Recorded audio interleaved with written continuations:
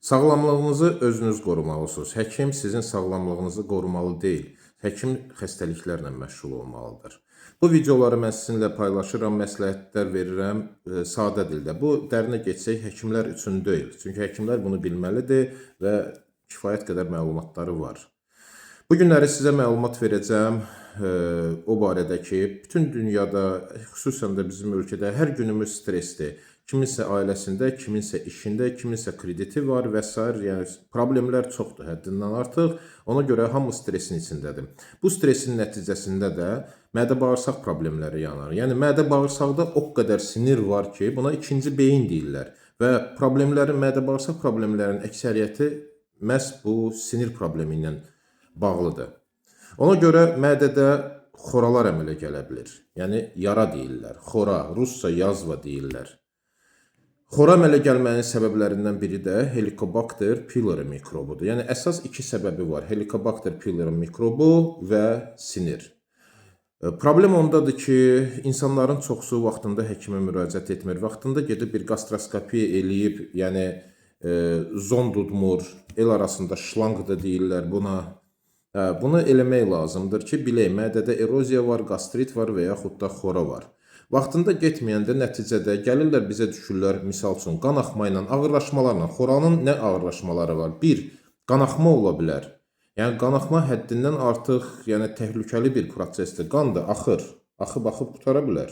Bunu da görmüşük. Həmin o xora dərin ola bilər və deşilə bilər.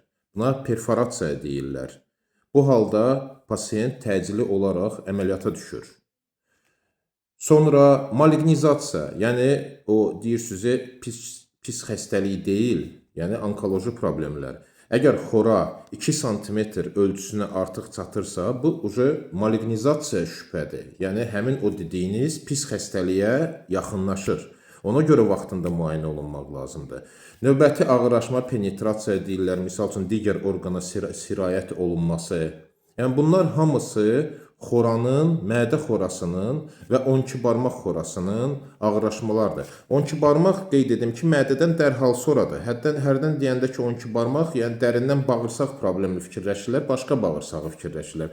Amma 12 barmaq bağırsaq digər mədə qutaran kimi keçir 12 barmaq bağırsağa. Ona görə orada da xoralar əmələ gəlir. Hətta 2 xora, 3 xora birdən də öpüşən xoralar deyirlər. Belə hallar olur.